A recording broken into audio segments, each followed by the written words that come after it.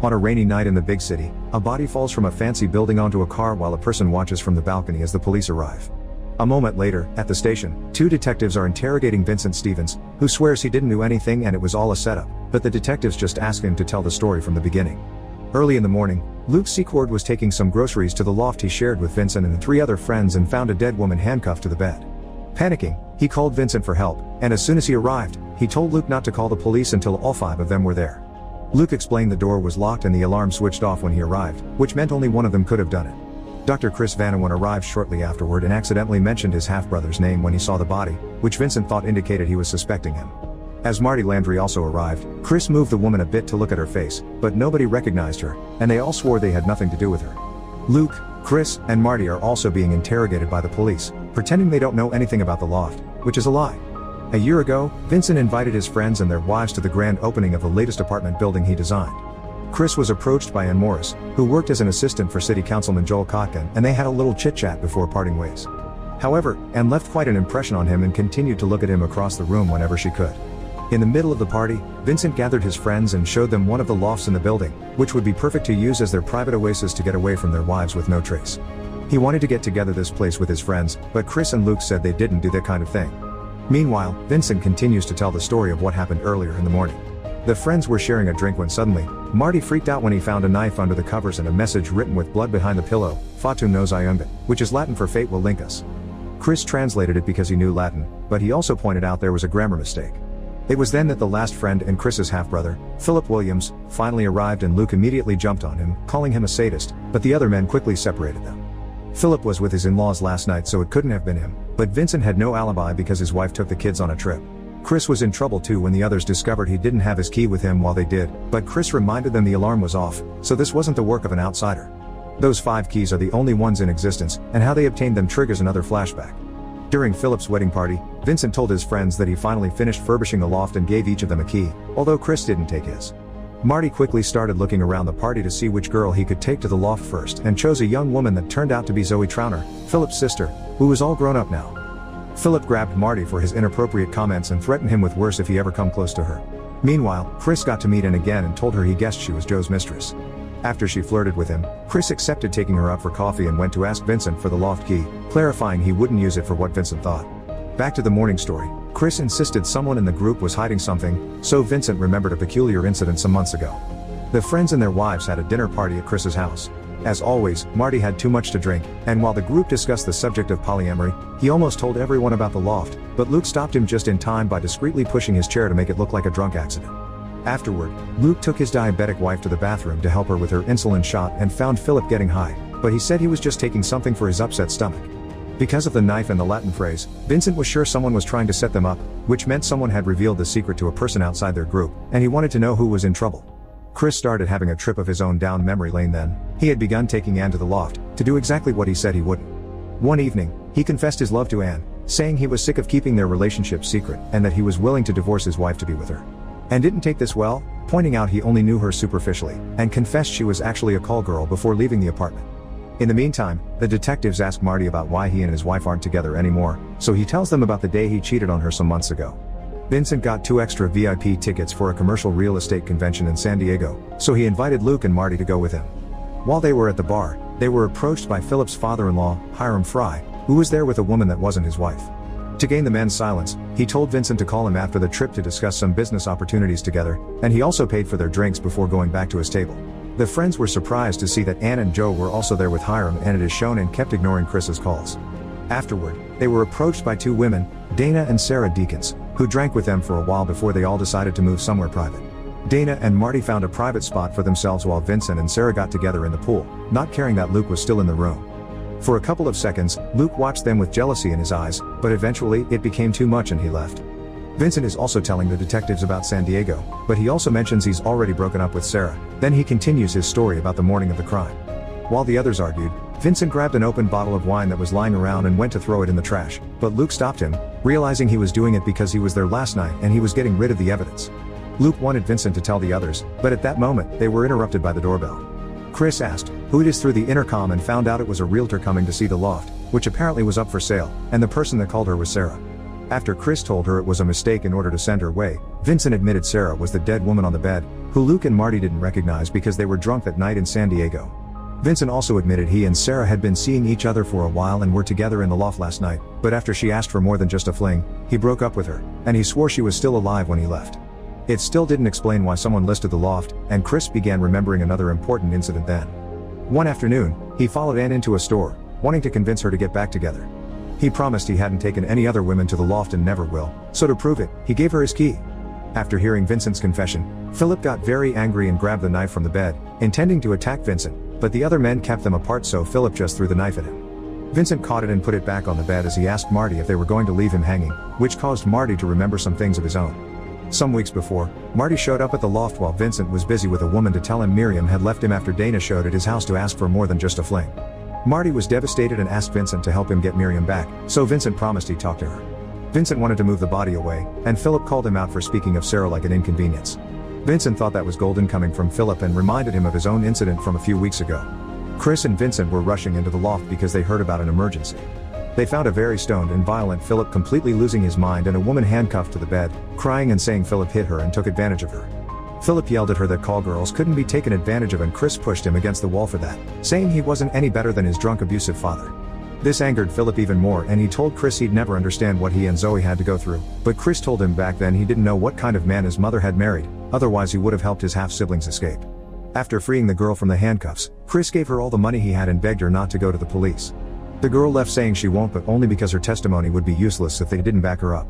Marty hadn't known about this incident because they wanted to protect Philip, and since everyone was airing their secrets, Luke felt it was his turn as well.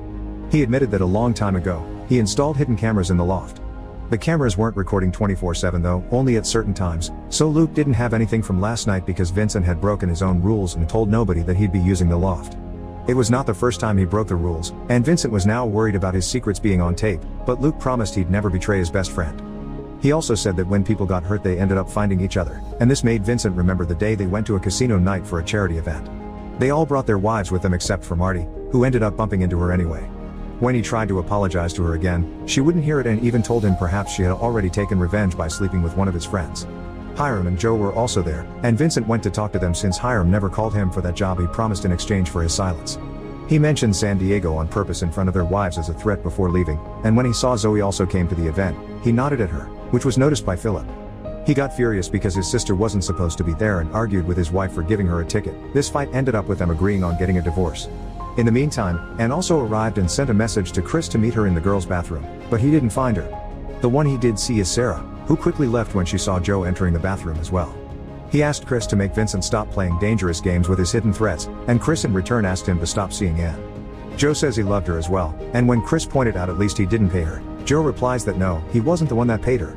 Anne came out from the stalls then and told Joe to leave, and after he was gone, Chris asked Anne what he meant with those words. And told him someone paid her for the first time she was with him, but all the other times were real. Chris wanted to know more details, but Anne left as well, and when he followed her out, he found a commotion in the main hall. Philip was beating up a guy for getting too close to his sister. The men were separated and Hiram told Philip he didn't want to see him around ever again while Vincent hugged Zoe to comfort her. This was seen by Sarah, who approached Vincent when he was alone and asked him how many women he had in his life. She wanted him to choose one already, but Vincent didn't want to have this conversation now when his wife was around, so Sarah decided to go to her and tell her the truth. Luckily for Vincent, Luke cut in just in time and convinced her not to make a scene. Remembering all the times their wives have given them knowing looks and asked weird questions, Vincent reaches a conclusion. Their wives have always known about the loft and this was their revenge. As he tried to tell his friends this, he began feeling dizzy, and the other men surrounded him when he fell to the floor. They told him it was not their wives that found out the truth, but his friends did, and that was why they put something in the drink some moments ago. As they began to take his clothes off, they started telling him the whole story. When Luke came earlier with the groceries, it was actually his second time in the apartment that morning. He had come even earlier and found Sarah dead from having taken too many sleeping pills, but there wasn't blood or handcuffs yet, just a letter saying goodbye to Vincent. He called Chris, Philip, and Marty, who started arguing over if calling the police or helping Vincent, so Luke told them about the camera so they could make an informed decision. He showed them the recordings of all the women Vincent took to the apartment, revealing his real nature. He had been betraying his friends all along. Vincent had slept with Marty's wife the night after Marty asked him to talk to her, with Zoe multiple times since Philip's wedding, and once with Anne as well. Vincent paid her to get Chris's attention and make him accept the key. They agreed to set up a trap for him as revenge, so Marty, Chris, and Luke went out to be seen in public in order to have an alibi while Philip stayed in the loft to make a messier crime scene by getting stoned, then handcuffing Sarah, cutting her up, and using her bloody hand to write the message on the headboard. Now that they had Vincent, they could finish setting up the scene. They forced him to swallow some alcohol and sleeping pills before putting him on the bed and handcuffing him to Sarah as he began to lose consciousness, leaving him there for the police to find. Back in the present, the detectives don't believe such a crazy conspiracy story. The only fingerprints on the loft are his and Sarah's. The DVD collection they found next to him only has recordings of Vincent but not the others, and Philip was with Hiram all morning so he couldn't have been in the loft. Vincent replies that there are perfectly good explanations for this. His friends probably cleaned off the loft to get rid of their fingerprints and they were wearing gloves anyway. Luke must have destroyed the recordings that didn't include him, and Philip is probably blackmailing Hiram using the information Vincent gave him about San Diego, so Hiram is covering up for him. This makes the story even more complicated and weird, so the cops still won't believe him. A few hours later, one of the detectives tells Chris he's allowed to go, but first, she comments on a detail that still baffles her. She doesn't understand why Vincent keeps on trying to accuse his friends, so maybe he's still hiding something else, like the fact he murdered Sarah. Chris is confused by this since the other officer had told him Sarah committed suicide, but the detective replies the results of the autopsy have arrived and they show some confusing details. The pills didn't kill Sarah, she was still alive when the cuts happened, and because of the angle of those cuts, she couldn't have done them herself. There was also no farewell letter, but they did find Vincent's fingerprints on the knife.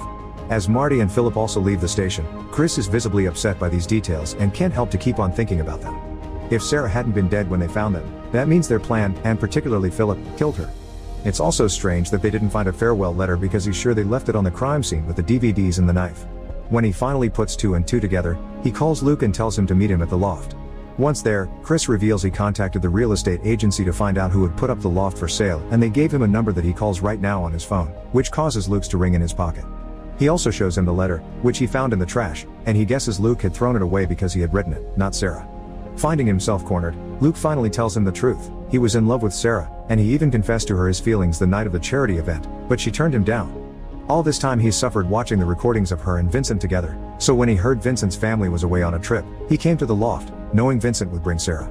He waited until he left before going to see her and, pretending to comfort her, he put the pills in her wine as a misdirection, then injected her with some of his wife's insulin, which leaves no trace, in order to give her an overdose. Then it was just a matter of writing the letter and calling the other three in the morning to get the plan rolling. Luke says he did it out of love, he just wants to ruin Vincent's life as revenge for how he used every person in his life.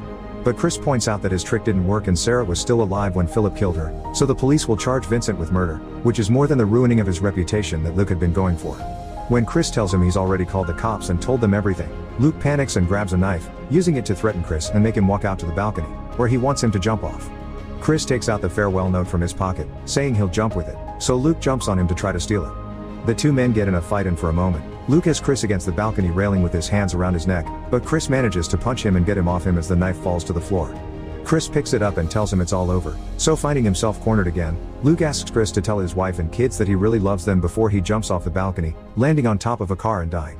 1 year later, a now divorced Chris is at a bar hanging out with Marty and his wife, who got back together because they had both been cheaters so they're even now. When it's time to go home, Chris goes to the parking lot to get his car and is surprisingly approached by Anne, who tells him she still hasn't given him back his key. Chris tells her it's not necessary because the loft is now Vincent's home since that's the only thing his wife allowed him to keep in the divorce. After she asks him about Philip, whose case is still undergoing trial, she tells him she's quit her job and broken up with Joe, so she'd love to have coffee with him sometime.